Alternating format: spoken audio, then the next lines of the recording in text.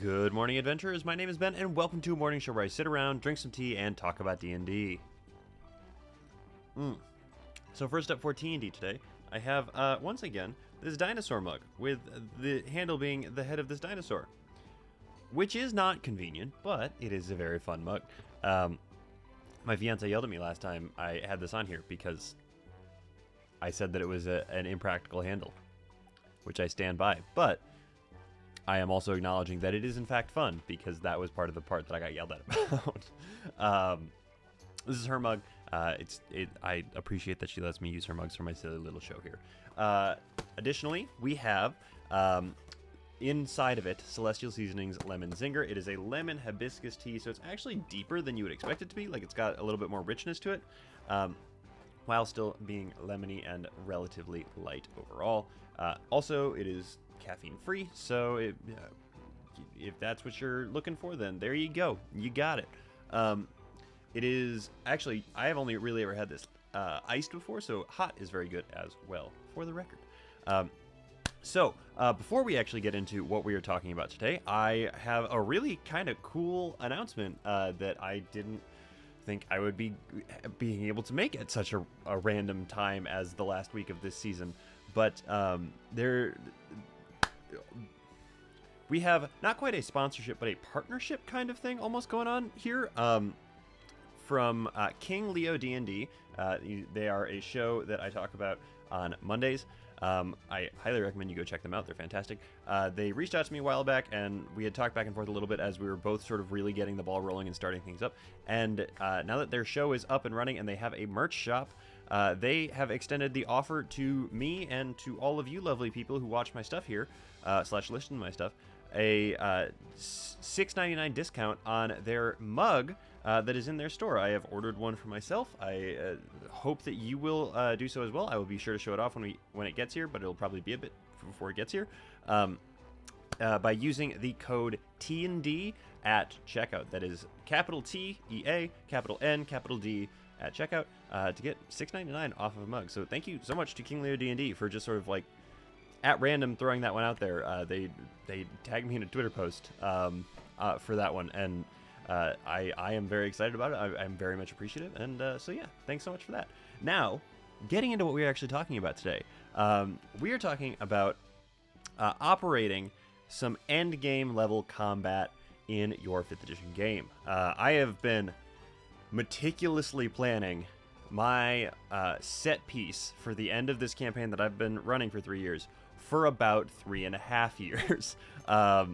Because, as I've mentioned a couple times on this show before, I am somebody that sort of builds out. I come up with sort of like the central idea, the main conflict that will ultimately be happening, and then I build backwards and forwards from there so that I can see how the campaign itself is going to sort of roll out. So I have been mulling over different options for this final sort of conflict set piece in my head for going on 3.5 years now. And I am so excited about it. I can't wait to get to run it. We are looking at wrapping this campaign in June. I'm going to be so sad to see it go, but also I cannot wait to get this thing wrapped up in a way that it deserves.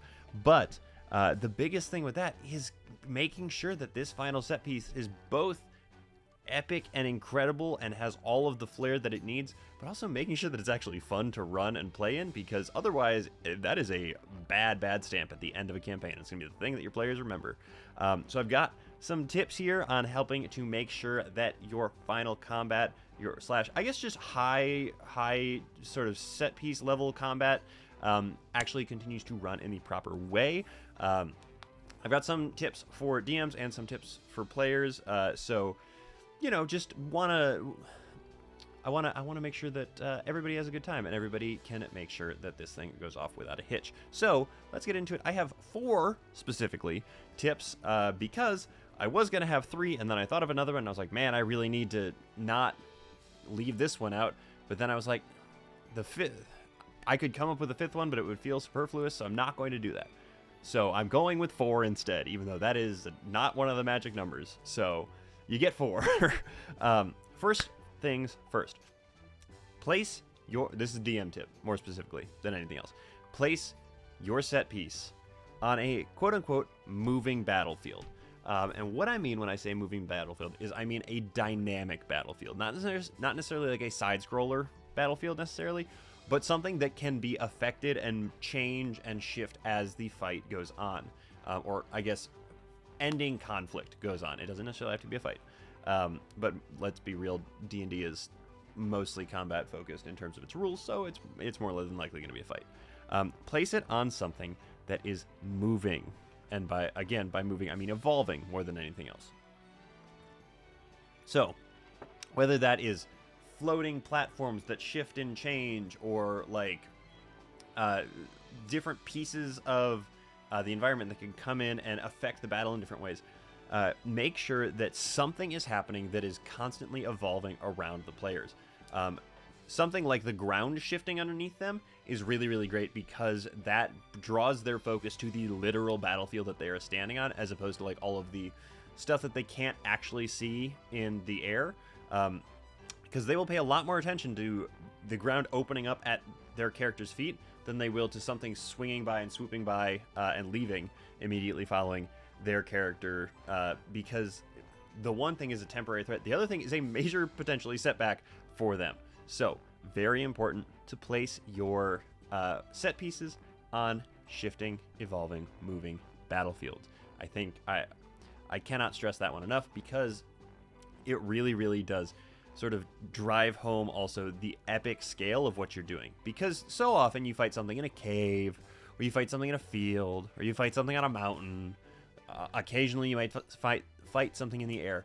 But a battlefield that is memorable in its own right is going to be something that really sort of elevates this final sort of conflict that your players have been working their way towards over the course of your entire campaign, and that is very important. Next up, number 2, again, DM tip here. I'm doing both the DM ones, and then I'm going to do the player ones after that. So, actually, yeah, no, we're going to stick with this. This is the way I want to do this. So, second DM tip. Work in phases for your final boss, quote unquote, whatever that actually ends up being. It might be like a mob of cultist type things with a singular-ish kind of leader in the center, but the party just has to work through getting through the mob. It could be, if you're doing a more like role-play heavy political kind of campaign, it could be something where the final set-piece battle is actually like some kind of like campaign trail sort of thing, where they are actively working towards a political sort of goal at the end of it. And the most common application of this is to have monster phases. Make it a Final Fantasy boss where you have to go through 3 different health bars in order to get the thing down. Because if you do that and you make sure that as they're going through, your players are fighting something as they go through it, it will become boring to them. But if you make sure that, at a certain point, it turns something else on and all of a sudden it has transformed into this different boss, they're interested again. They're a little terrified. They're ready to go, but they're interested once again. And that, dear listener / watcher / person / player / whatever, that is the goal. That is what you want. That right there, that is the picture that you want to be able to take of your player's face. You want them to all have their jaws hit the floor at the same time, because suddenly the boss that they have been slugging it out against, like, essentially phoenixes themselves and just is more or less reborn in this new form where they can come out and really start swinging at them. This is also really great for like mini bosses in addition to the final campaign bosses. This has been helped in recent quote unquote edition by the inclusion of the Mythic system in 5th edition from Mythic Odysseys of Theros that has then been continued. This brings that kind of idea to the table here as well. And so I really think that adding in monster phases or boss phases of some sort, that is really, really phenomenal. And it could be, you could tie it in with your evolving battlefield to where after like a D4 number of rounds, something else comes in and joins the fight and like joins up with this individual so that they are suddenly then more powerful in some way. And actually a really fun way to have that sort of happen sometimes is you have your players roll the D4, like at the top of combat go, all right, somebody roll a D4 for me. They roll a D4, they get a 3. You say, great. In 3 rounds, something's going to happen. And leave it at that, and watch them panic for 3 rounds until they find out what happens, And when that thing that happens is it makes their life harder, they will continue to panic a little bit more. A lot of fun to do it that way. Murph does that a lot, actually, in NADPod, which I've been listening to a lot of. I actually just now today am caught up to current with everything they've put out. But being able to add in like phasic sort of things as you go, a lot of fun. Really, really good mechanical benefits to that, to keeping the fight interesting over the course of an extended period of time. Next up is both for the DM and the players, but more leaning towards the players because the DM has to keep track of a bunch of other stuff at the same time. Plan ahead. Please, please, please plan ahead. Actually be paying attention to what is going on in the game ahead of your turn, whether that is in combat or in roleplay. Make sure you are planning ahead. That's a good general rule for things in D&D in general. If you're engaged and thinking about what your character would be doing and what they are going to be doing, you are going to make the game run so much smoother. But if you sit there and you kind of like watch and you look at what's going on and you kind of are just sort of there, and then the DM turns to look at you and goes, all right, it's your turn now. What do you want to do? And you go, oh, wait, hang on. Let me go look at all of my spells. That's going to be a problem. Or if you go, wait, what? Who's over there? Because you weren't paying attention. That's going to be a problem, and it's going to slow everything down, and it's going to turn this fight that genuinely is probably going to take about 2.5 hours already. It's going to turn it into a 4-hour fight, and the extra hour and a half is going to be dead silence while somebody scrolls through spells. And in that situation, DMs, it is with, adequate warning time and prep time and everything like that, it is fully okay to tell your players that you are going to start getting ready to jump people's turns and their character is going to have been frozen in that moment, because you have to keep the game moving. Because if all of the air is taken out of the sails because somebody wasn't paying attention, then that's, I hate to say it, but that's on them, and they are the ones there that are bogging down the table at that point. So pay attention, plan what you're going to do ahead. I understand, everybody understands that things change at the last second immediately before your turn. You could have somebody going, and then all of a sudden, the barbarian who you were going to go ahead and cast haste on is picked up by a dragon and thrown in the air or something like that, and suddenly they're out of range for haste. So now you have to totally reset what you were going to do.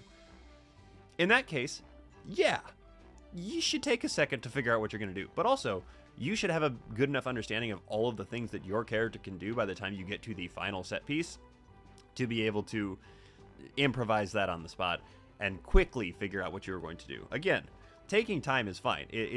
That is not the issue. It is taking too much time and not being actively engaged. Because, again, things can change out from under you like that. Like if you're the barbarian and you're getting ready to run up, hit rage, and then start swinging on something, and there is reverse gravity cast underneath you, what are you going to do about that? Like, you're stuck. And that is the reality of that situation. So plan ahead as much as you can. Have a contingency, because as you're sort of paying attention, you will have probably over the course of the several session campaign have picked up on small tendencies from other players that be able to kind of begin to think about what they're going to do on their turns. So think about what they might be doing and then plan around kind of what you want to do. Paired with that, have a couple of ideas so that the game can keep moving. And then finally, this one is actually my favorite. This is a paired player and DM tip. And this one is really cool. I wish that more people talked about it. But plan for heroics, right? This is part of planning ahead as well, but this is planning well ahead. This is getting into the session. If you can think of things that you want your character to be able to do, something like super heroic almost, let your DM know. Let them know so that they can give you some mechanical stuff that you are going to need to do in the ability to do that then. But that doesn't mean that in the heat of the moment, if you come up with something and you're like, oh my God, what if I Superman jumped off of this rock down onto the back of the dragon, wrapped my arms around its neck, turned into, let's say you're a moon druid, an earth elemental, and dragged it down a little way so that it becomes in range for our fighter. The DM has to be able to improvise and adapt to that, but do not, under any circumstance, say, no, you can't do that for something like that. If it's a totally outlandish and otherworldly, yeah, shoot it down. But like, the point of D&D, honestly, genuinely, is to make you feel like a fantasy superhero. That's what the point is. And so engaging in the players' shenanigans to make them feel like fantasy superheroes is fantastic. So players have those ideas, and DMs be ready to roll with them and give them some kind of a check to do that. Make sure that they understand that there will be consequences if this goes badly. But if it goes well, their character is going to do something so incredibly cool that they just are going to be the superhero in that moment. Because that's what D&D is about a lot of the time when you get into these kind of fights. So plan for heroics as best as you can, and be ready to improvise heroics in the moment as you go forward here. Also, general note, don't be afraid to hit that big red button. Like, super heroics, big red button, slap that bad boy. Because honestly, there is no real repercussion other than like the emotional connection that you share with your character for the character leaping off of a cliff and trying to do something like that. Just do it. It's fun. I talked yesterday about playing low wisdom characters because I don't have to pay attention. I also don't have to make good decisions then if I do that. I can do dumb stuff like that. Not to the detriment of the party, let me be clear. Do not do things that will aggravate your party so much that you take away from their fun. But do stuff. Do fun stuff. Why not? It's D&D. That's the whole point. Roll some dice, have some fun. Yeah, that is the end of that. That is the end of everything on that I have to talk to you guys about. Let's get into the shows that we have today. It is Wednesday, which means that we have Dimension 20, Knocked Prone, Venture Maidens, Trials and Trebuchets, and recent addition to the list here. It is not actually out yet, I don't believe, but it will be coming out soon. And again, this is the end of Season 2 here. Roll Out will be coming shortly here. So please check them out. Please let them know they sent you, because again, someday somebody's going to say something to me about it, and I'm going to think that it is hysterical. Yeah, that is everything that I have to talk to you guys about. So, with all that said, thank you very much for making me a part of Thank you so very much for making me part of your morning routine. I really do appreciate it. And thank you so much in particular to my patrons. You guys are the ones that make this show possible. If you're interested in becoming a patron, check out the link in the description of this episode. And don't forget to check out King Leo D&D's shop. I'm going to link their stuff in the description along with the code so that you guys can get yourself a mug using my code. I didn't think that would be a thing that I was ever really going to say, but there you go. So check them out. Check out my Patreon, all of that. But yeah, that's everything I have for you guys. So with all that said, don't forget, everybody, drink tea, play D&D, and keep on rolling.